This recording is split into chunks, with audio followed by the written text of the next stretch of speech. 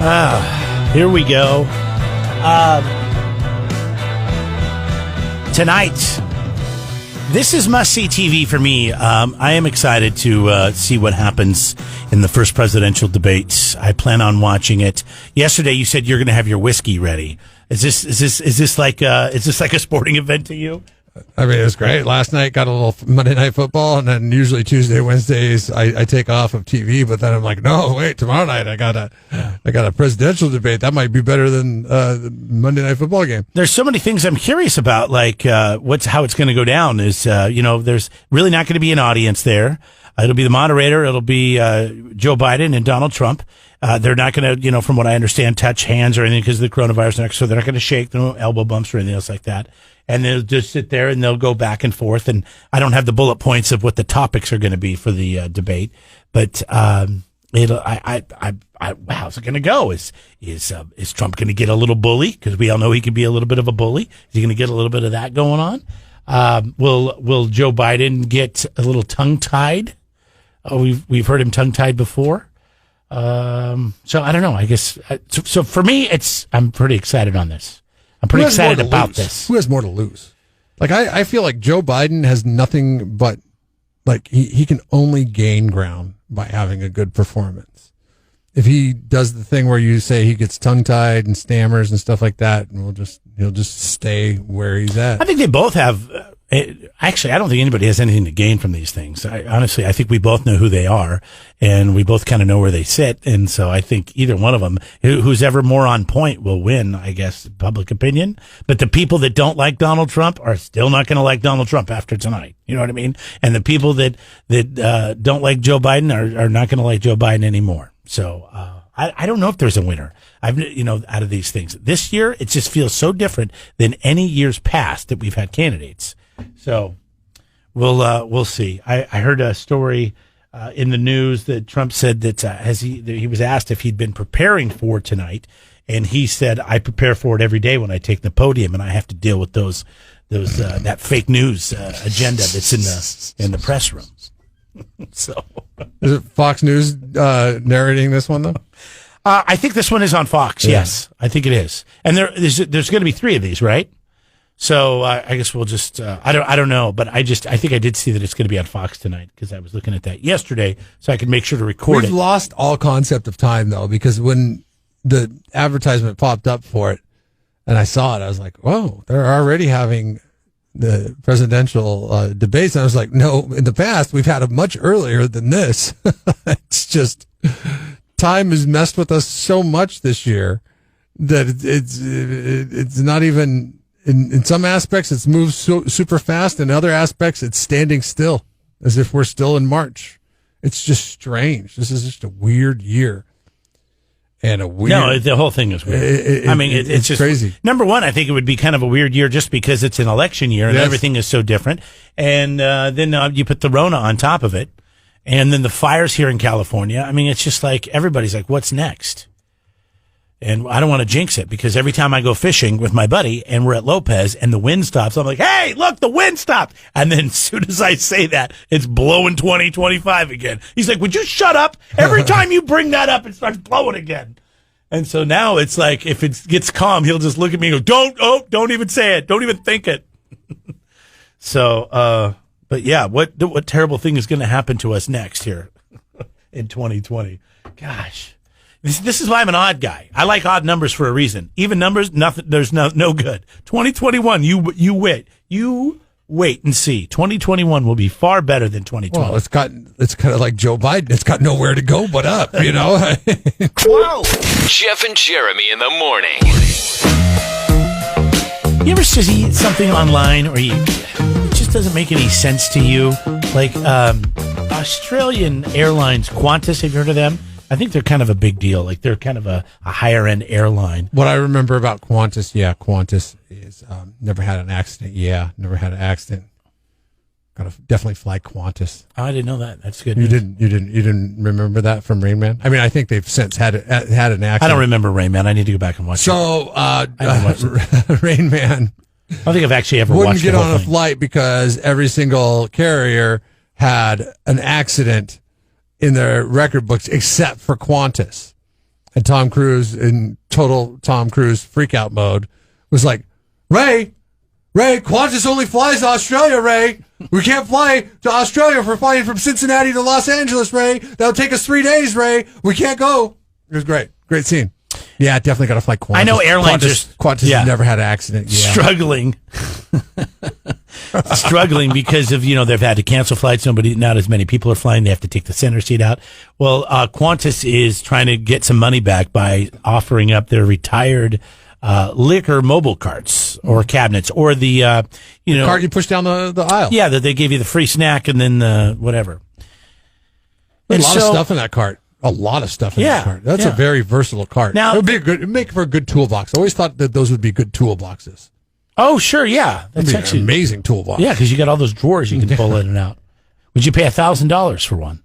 No. Or how about $1,500? No. Because that's what you're going to pay. A half cart costs $947. A full cart costs just shy of $1,500. They're selling them off? They don't use them anymore? They're serving, they've got a bunch of stuff in there. It says when you buy it, these are retired carts that are coming off airplanes that they're retiring out here in Mojave? In the Mojave Desert. Yeah.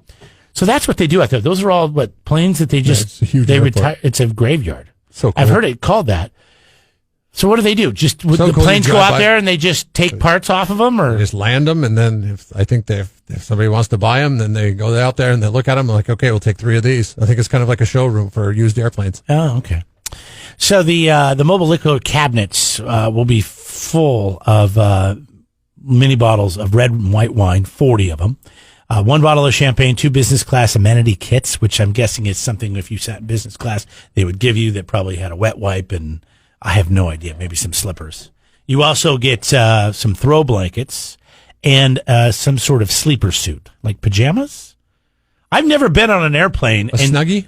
And got pajamas given to me as but have you flown to Australia? I mean, you got to think about it. Australia, everywhere Qantas flies, they have to fly a long way. A long way, so you get pajamas. Unless it's like Indonesia.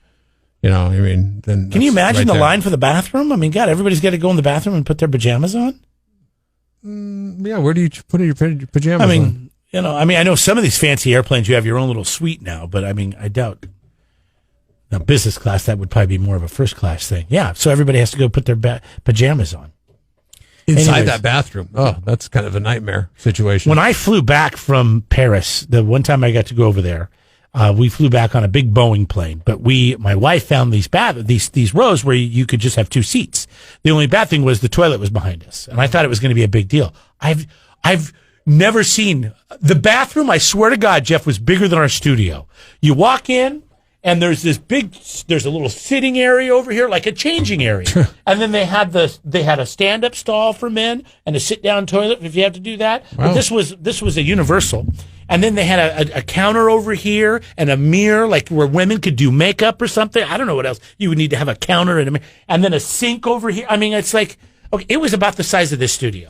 When we went down... on an airplane. When we went to San Diego on the train, did you use the restroom on the train there and back? I mean, at some point in time, I went downstairs. Yeah. And I went in. It was a pretty small bathroom. It reminded me of a typical airline. Because some of those train bathrooms are gargantuan like that as well. Oh, really? Like, I remember first time I got on the train, I went into the bathroom. I'm like, this thing is huge. It's like, why is this? Yeah. Why do you have such a big bathroom? I guess they had the space. Anyways, and I was like, the whole time we were sitting in front of this, which I knew was the bathroom, and people were coming in and out of there. I'd never heard anything. And I was kind of surprised. Of course, most of the time we were listening to movies and stuff. But I was like, I couldn't believe how big it was. That was pretty surprising to me. But anyways, yeah, I don't know. Who's interested in buying a mobile liquor cart that's been used for the past 40, 50 years? I could see a market for airplane enthusiasts. And there are a fair amount of airplane enthusiasts out there that would spend that much. For memorabilia or for whatever. Yeah. I mean, it's cool. It's one hell of an expensive toolbox. Think of all the private pilots. Pretty sure Snap-on makes one a little bit cheaper that's a little bit more efficient for I don't know about Snap-on, but definitely Harbor Freight. Wake up. Jeff and Jeremy in the morning. Red Zone Challenge is up and running right now. Make sure you're playing. It's easy. It's quick. Just go to kzoz.com. You can win $25 every week. to go to Pappy McGregor's. $500 cash up for grabs, as well as a trip for two to go to Hawaii. How would that sound after all this is over? Congratulations again to last week's winner, Jose Gutierrez. We'll announce our winner for week number 2 coming up after 8:20 this morning. Yeah. Thanks to our friends at Donahue Truck Centers and Fred Bruin, the Central Coast Realtor. Gotta get that music ready for the Red Zone. How has COVID affected you economically? This is the poll question, and you have four options here. This is the SurfNet Communications. Same place you go for the Red Zone Challenge. Same place you go for the SurfNet Communications poll question. KZOZ.com. I was talking to a friend who he works in the landscaping business. Crazy busy. Oh, really? Crazy busy. People are doing a lot of landscaping? Oh, yeah. Everybody wants to fix their yard. Everybody's fixing their yard or having their yard fixed by other people that know how to fix it. I like that, too, but it's very expensive. It is. But his business has been booming. I was like, oh, that's kind of strange, because I would think that Is he a good friend of yours? But he cut me a deal because he's friends with you. Casual acquaintance. Yeah. I don't think he would give me a deal. Let's just put it that way.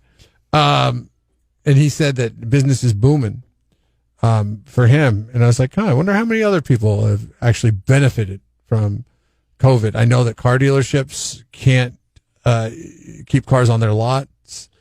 I heard boat places. People were selling boats, too, over the summer. Right, boats. I heard RVs. Yeah, boat dealerships were having a hard time. RVs are crazy busy right now. So we're asking you the question, how has COVID affected you economically? Because there are some people out there that have actually benefited from the moving of funds in the economic landscape. I know my wife has put in more overtime than she ever has, and she was telling me that she's going to make all this extra money this year. And I'm like, wow, that's rare. But it was because they pretty much had to send everybody home and nobody wanted to work. So she had to do it all herself. So she would be putting in, every day for 3 or 4 months, she was putting in 10 to 12 hour days every day. Right. And so I was like, well, good. Can I go buy a new boat now? Or she said no. Because you're not pulling your end of the bargain, right? Yeah, I've been getting off earlier because they don't want us here. They don't want us to stay. So you've been making a little less, but your wife has been making a little more. Do you think your situation is the same or a little bit better because of your wife making a little bit more? Well, let's be honest. She makes more money. She's the only anyway. reason I can live in California. Yeah. So, it's probably just a little bit better, but not bad. Your options are you've actually benefited from COVID. You pretty much broke even. Situation's a little worse than it was before, or situation's a lot worse than it was before. And the reason why we asked this question today is half of Americans say that they're in financial turmoil due to the pandemic. Are they really in financial turmoil, or especially in the larger cities where the lockdowns have had a more profound effect? But see, you're saving money too. See, that's the other reason I think that I would say if breaking even or a little better. I don't think you said that's an option, but breaking even, I guess, because we're not spending all the money that we would have spent going out doing things because everything was kind of shut down or you were supposed to stay home. So all that extra money that we are blowing, and I realize that we blow too much money, has been going into our savings account. And it's like, then you can actually really see it. It's funny to think it took a pandemic to see how much waste. You told me last week that you ate out back-to-back nights and you ended up spending $100 in eating out. So you're not really putting that money in savings. Well, no, we had been, but yes, we did. That was the first time in a while that we'd gone out, and we got Chinese food one night. I can't remember what we got the other night. I was like, why was this so expensive? We had went to a restaurant in New York. Just going out. 53% of people say that they are in financial turmoil due to the pandemic. In Los Angeles, 56% say they are in financial turmoil because of the pandemic. Chicago, 50% say they are in turmoil because of the pandemic. And in Houston, 63% say that they're in financial turmoil because of the pandemic. We want to know what you think. It's our SurfNet Communications poll question over at KZOZ.com. SurfNet Communications, over 15 years of experience getting you connected with speeds faster than DSL or satellite. SurfNet Communications, the leader in rural broadband internet. Get the link at KZOZ.com.